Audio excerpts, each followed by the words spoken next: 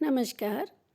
अज अस बनान लगे एह् न पेठे दियां बड़ियां जड़ियां असें चने ते मांह् दी दाल पाइयै बनाई दियां न। एह्दे आस्तै असें एह् 1 किलो चने दी दाल लेई लेई ही ते इसी चने दी दाल गी में समान बराबर बराबर गै लेआ हा जेह्ड़ा एह्दे च पाना।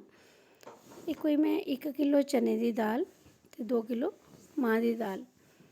एह् मते सारे लोक जेह्ड़े न ओह् सिर्फ धोतमा मांह् कन्नै बी दिंदे न जां मुंगी कन्नै बी दिंदे न, पर इत्थै में एह् रातीं सेड़ी ओड़ने आं ते सवेरे तक्कर एह् गली जाने न।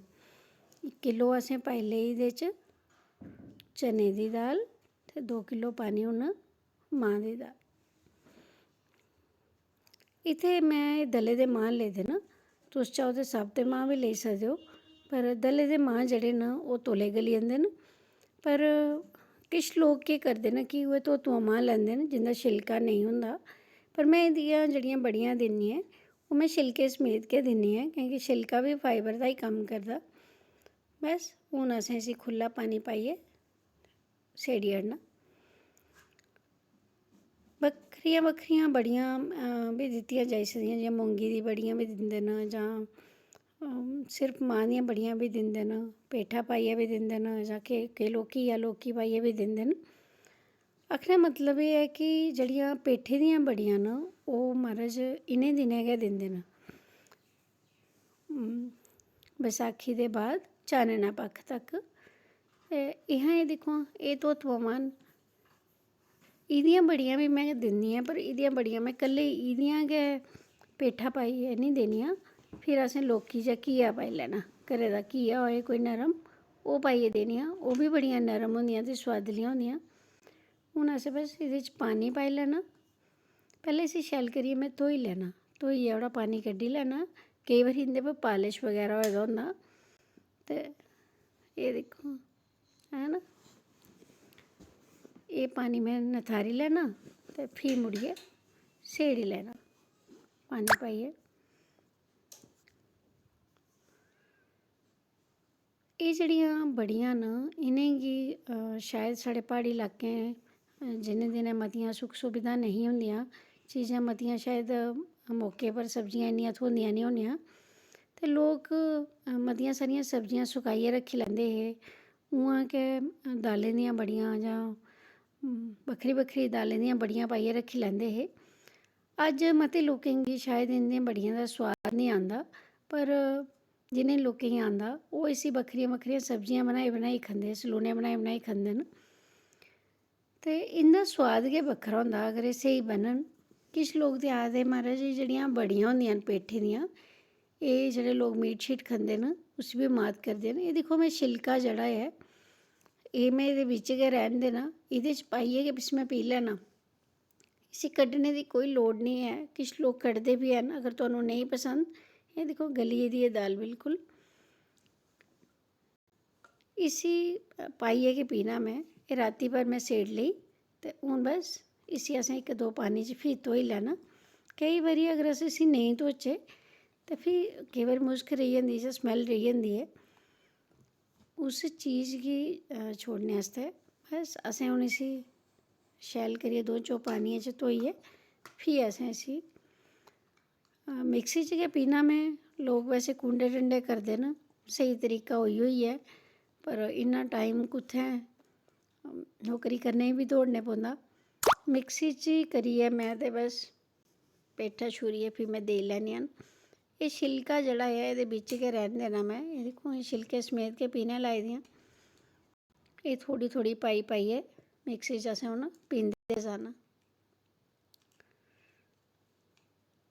तुस चाहो ते अगर थुआढ़े कोल टाइम होऐ ते तुस उसी कुंडे डंडे च बी करी सकदे हो। इत्थै में मसाला बनाने आस्तै एह् मर्चां लेई लेइयां, सुक्कियां मर्चां न। तुस इसी मसाले गी घट्ट बद्ध बी करी सकदे हो अपने सोआद अनुसार। एह् में ब्यून लेई लेदा सुक्का,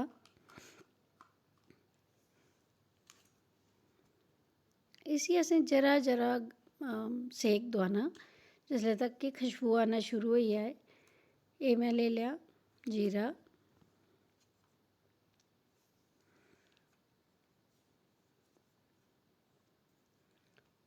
इन्हें की असें जरा जरा के सेक लाना है। अगर तुम बीन घट लगा थोड़ा बीन में और पाई लिया।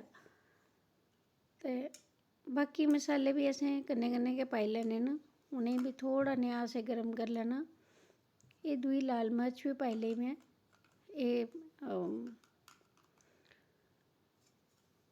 ये मसाले भी पाई ले।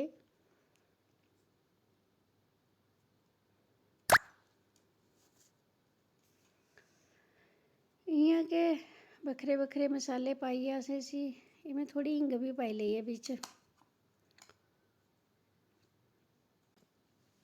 हिंग भी मैं ये कन्ने के पी लेनी है। ये मोटी इलाची,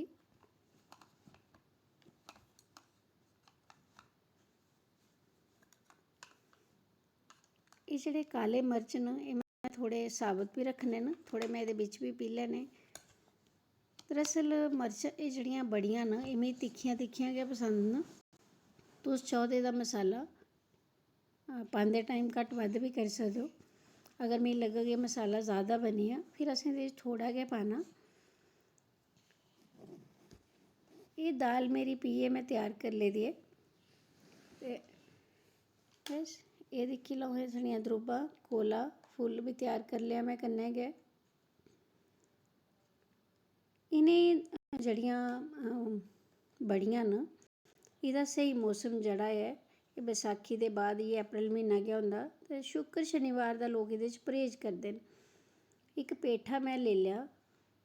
इसी पेठे गी मैं ये पेठा इत्थै मैं कोई 2-2.5 किलो पेठा लेई लेआ। इसी मैं कट्टियै छिलका कड्ढी लैना ते फ्ही छूरी लैना। किश लोग इसी इ'यां हत्थ निं लांदे, उस वजह कन्नै लोग तुस चाहो ते दस्ताने लाइयै भी करी सकदे हो इसी। इसी थोड़ा ध्यान कन्नै करने पौंदा।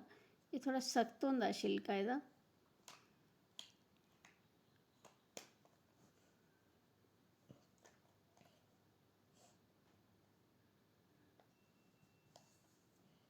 दाल अगर तुहानू दली दी होऐ ते तुस घर बी दली सकदे हो इसी।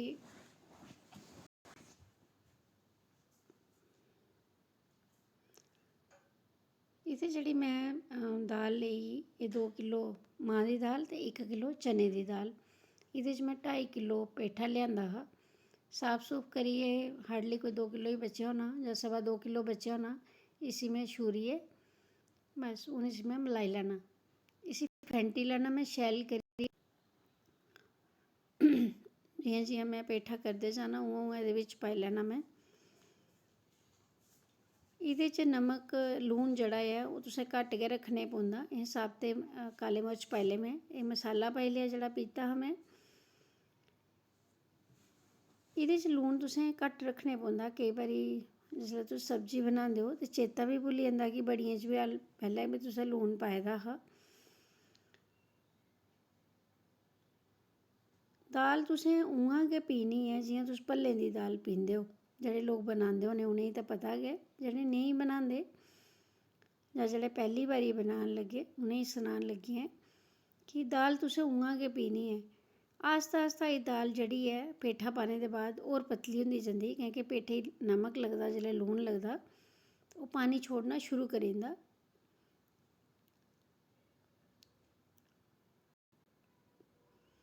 पैह्लें ते जिसलै लोग एह् बड़ियां दिंदे हे बेड़ै चिट्टियां चादरां पाइयै ते फ्ही इसी चैक करने आस्तै इक डूंगे पानी च असें इक बूंद पाइयै दिक्खी लेई। अगर एह् तरना शुरू होई जाए दैट मीन्स थुआढ़ी दाल जेह्ड़ी ऐ स्हेई फटोई दी ऐ। इत्थै में थर्माकोल दियां शीट्स पाइयै थल्लै चादर पाई लेई ते बस हून असें दाल देनी। एह् बड़ियां देनियां। एह् कुड़ी कोला मैं पैह्ली बड्डी बड़ी दिलवाई लेई ऐ जेह्दे पर एह् रक्खी लेई असें।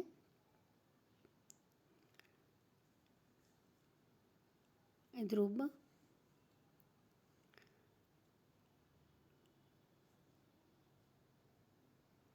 द्रुब्ब कोला फुल्ल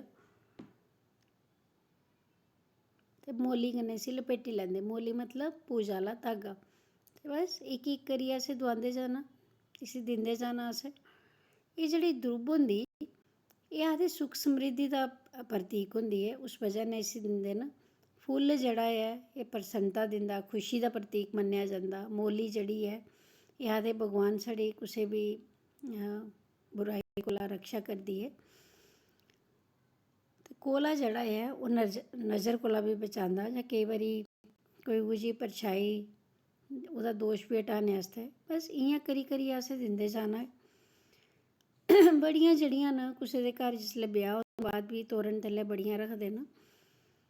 बड़ियां ਜਿਹੜੀਆਂ ना बक्खरियां बक्खरियां चलदियां, जि'यां मैं पैह्लें भी सनाया दिंदे न। पर ਜਿਹੜੀ पेठे दी बड़ी है ओह् अप्रैल म्हीने बैसाखी कोला लेइयै ते चानने पक्ख तक, मतलब पूर्णमाशी। बस हून में इसी डब्बे च पाई दित्ता। अज्ज भी में इसी 2-4 दिन अजे धुप्प लवानी है। तुस चाहो ते बड़ी, अगर बड्डी भी बनाना चाहो तो बड्डी बनाई सकदे हो। पेठा जेह्ड़ा है शुभ फल मन्नेआ जंदा, इसलेई एह्दा दिन बार निश्चित कीता जंदा। ईवन कि राती दे टाइम भी इसी बड्डदे निं हैन।